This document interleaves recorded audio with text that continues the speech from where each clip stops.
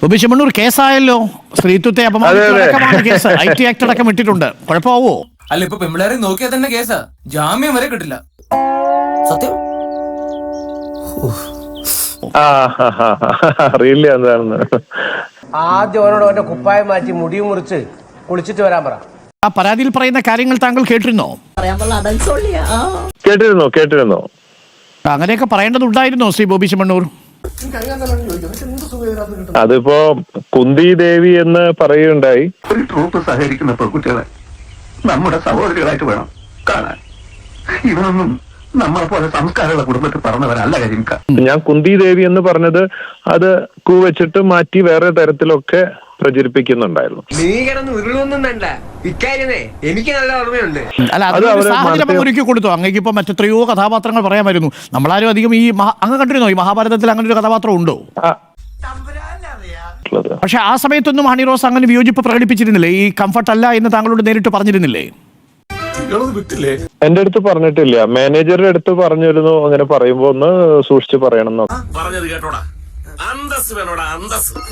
പക്ഷെ എന്നിട്ടും താങ്കൾ ശ്രദ്ധിക്കാതെ പോയി എന്നതാണ് അവരുടെ ആക്ഷേപം. ഇല്ല, അതിനുശേഷം ഇനാഗ്രേഷന് പിന്നെ ഉണ്ടായിട്ടില്ല.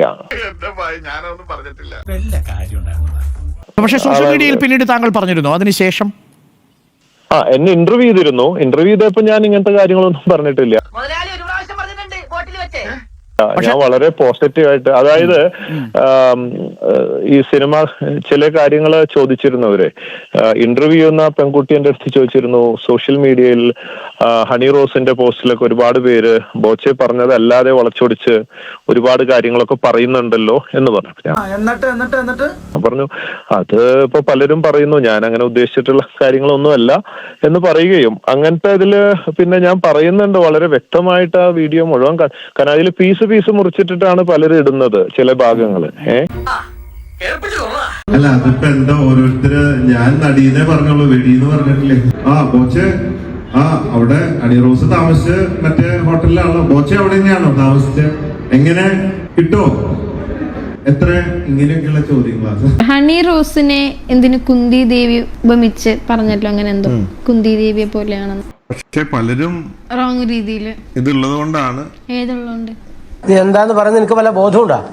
നീ പറയുന്നതെല്ലാം റെക്കോർഡ് ചെയ്തിട്ടില്ല, നീ ആജീവനാന്ത് ജയിലിൽ കിടക്കേണ്ടി വരും എന്ന് തൊട്ട് കാണിക്കാൻ പറയരുത്. അവന്മാരെക്കാളും മുമ്പേ ഇവ ഇടി വാങ്ങിക്കുന്ന തോന്നുന്നത്. അങ്ങനെയാണ് പലരും അതില് കുന്തി ദേവി എന്ന് വിളിക്കാൻ കാരണം എന്താ? നിങ്ങൾക്ക് അത് കൂടുതലുള്ളത് കൊണ്ടല്ലേ അങ്ങനെ വിളിച്ചതെന്നൊക്കെ പറഞ്ഞ് പലരും പലതും. പക്ഷേ അതൊരു പ്രശ്നം എന്താണെന്ന് വെച്ചാൽ പൊതുസമൂഹം അങ്ങനെ ദ്വയാർത്ഥ പ്രയോഗം പൊതുവെ അംഗീകരിക്കില്ല. പെട്ടെന്നൊരു കൈയിടിയൊക്കെ കിട്ടുമെങ്കിലും സമൂഹ മാധ്യമത്തിൽ ചില ആളുകളൊക്കെ പിന്തുടരുമെങ്കിലും ഇപ്പോൾ നമ്മൾ ചോദിച്ച 10-ൽ 10 പേരും താങ്കൾക്കെതിരെയാണ് അഭിപ്രായം രേഖപ്പെടുത്തിയിരിക്കുന്നത്.